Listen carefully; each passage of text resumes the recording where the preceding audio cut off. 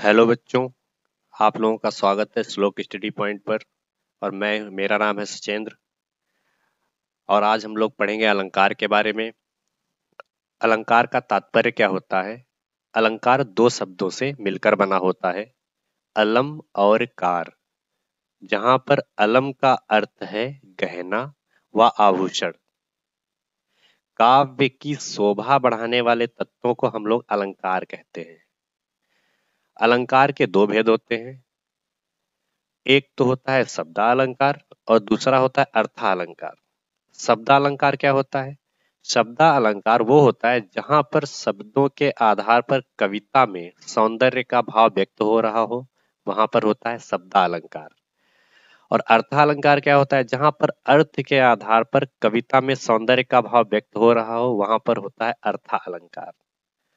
अब हम लोग जानेंगे शब्दालंकार के बारे में। शब्दालंकार क्या होता है? शब्दालंकार के तीन भेद होते हैं। पहला तो अनुप्रास अलंकार, यमक अलंकार और श्लेष अलंकार। अनुप्रास अलंकार क्या होता है? जहां पर व्यंजनों की बार बार आवृत्ति हो, वहां पर होता है अनुप्रास अलंकार। जैसे कि इसका उदाहरण दिया हुआ है, तरनी तनुजा तट तमाल तरुवर बहुछाए। यहाँ पर देखो ता की आवृत्ति ना बार बार हो रही है, इसलिए यहाँ पर कौन सा अलंकार होगा? अनुप्रास अलंकार होगा। इसके बाद यमक अलंकार। यमक अलंकार क्या होता है? यमक का अर्थ होता है युग्म या जोड़ा। जहां एक शब्द अथवा शब्द समूह का एक से अधिक बार प्रयोग हो, लेकिन उसके अर्थ क्या हो? भिन्न भिन्न हो। मतलब एक ऐसा शब्द हो या कोई शब्द समूह हो जो एक बार ही प्रयोग हो, लेकिन अर्थ जो हो उसके भिन्न भिन्न हो, वहां पर हमारा यमक अलंकार होता है। इसका उदाहरण है, काली घटा का घमंड घटा, नभ मंडल तारक वृंद खिले। इस पंक्ति में घटा शब्द जो है दो बार प्रयुक्त हुआ है, और दोनों बार घटा का मतलब भिन्न भिन्न है। पहली जो घटा का मतलब है उसका मतलब है काले बादल, और जो दूसरा घटा का मतलब है वो होता है कम हो जाना। इसके बाद श्लेष अलंकार। जहां किसी शब्द के एक बार प्रयुक्त होने पर एक से अधिक अर्थ होते हो। मतलब जहां कोई वर्ड जो है एक बार युक्त प्रयुक्त हो रहा हो, लेकिन उसके अर्थ जो है वो भिन्न भिन्न हो रहे हो, वहां पर क्या होगा? हमारा श्लेष अलंकार होगा। इसका उदाहरण है, चरण धरत चिंता करत, फिर चितवत चहुओर, सुबरन को खोजत फिरत, कवि व्यभिचारी चोर। यहाँ पर सुबरन एक वर्ड है जिसके तीन अर्थ हैं। कवि के लिए अच्छे शब्द, व्यभिचारी के लिए अच्छा रंग रूप, और चोर के लिए सोना। मतलब सुबरन जो शब्द यहाँ यूज हुआ है उसके तीन अर्थ निकल रहे हैं। कवि के लिए अच्छे शब्द, व्यभिचारी के लिए अच्छा रंग रूप, और चोर के लिए सोना। इसके बाद हम लोग अर्थालंकार के बारे में देखेंगे। अर्थालंकार के तीन भेद होते हैं, उपमा, रूपक, उत्प्रेक्षा। उपमा अलंकार क्या होता है? उपमा का अर्थ है समानता तथा तुल्यता। जहां पर उपमेय की उपमान से किसी समान धर्म के आधार पर समानता या तुलना की जाए, वहां क्या होता है? उपमा अलंकार होता है। मतलब किसी समान धर्म पर हम जब किसी उपमेय की उपमान से समानता व्यक्त करेंगे या तुलना करेंगे, तो वहां हमारा उपमा अलंकार होगा।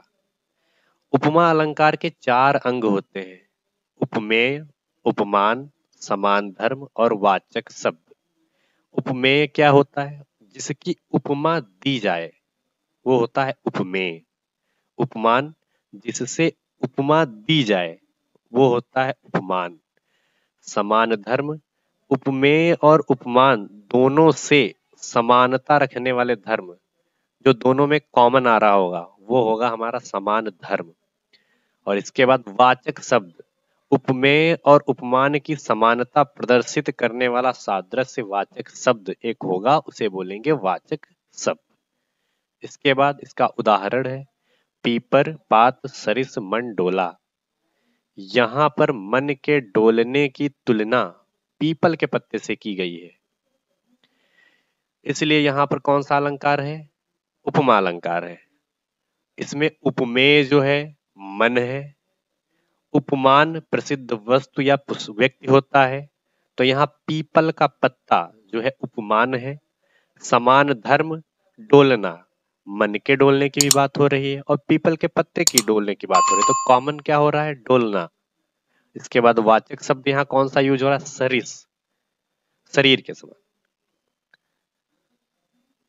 उपमा अलंकार के प्राय 4 भेद होते हैं: पूर्णोपमा, रसनोपमा, लुप्तोपमा, मालोपमा। इसके बाद में हम लोग पढ़ेंगे रूपक अलंकार। रूपक अलंकार क्या होता है? जहां उपमेय में उपमान का भेद रहित आरोप हो वहां रूपक अलंकार होता है। इसका उदाहरण है मन सागर मनसा लहर बूढ़े बहे अनेक। इस पंक्ति में मन पर सागर का और मनसा मतलब इच्छा का लहर का आरोप हो रहा है। मतलब मन पर सागर का और इच्छा पर लहर का आरोप हो रहा है, तो यहाँ पर कौन सा अलंकार होगा? रूपक अलंकार होगा। इसके बाद उत्प्रेक्षा अलंकार। उत्प्रेक्षा अलंकार क्या होता है? जहां पर उपमेय में उपमान की संभावना की जाती है वहां होता है उत्प्रेक्षा अलंकार। उत्प्रेक्षा को व्यक्त करने के लिए कुछ शब्द यूज होते हैं, जैसे मनु, मानो, जनु, जानो, मानो, जानो आदि वाचक शब्दों का प्रयोग किया जाता है। इसका उदाहरण है सोहत ओढ़े पीत पट श्याम सलोने गात, मनोह नीलमणि शैल पर आतप पर्यो प्रभात। उपर्युक्त उदाहरण में श्री कृष्ण के श्याम शरीर पर जो है नीलमणियों के पर्वत की तथा पीत पट पर प्रभात की धूप की संभावना व्यक्त की गई है। 2 चीजें हैं, श्री कृष्ण के श्याम शरीर पर नीलमणियों के पर्वत का और पीत पट पीले वस्त्र पर प्रभात की धूप की संभावना व्यक्त की गई है। और इसको पहचानने के लिए मैंने जैसे बताया था कि मनु मानो, जनु जानो, मानो जानो आदिवाचक शब्दों का यूज होता है, तो यहाँ पर देखो मनहु एक वर्ड आ रहा है, इससे पता चल जाता है कि यहाँ पर कौन सा अलंकार होगा? उत्प्रेक्षा अलंकार होगा।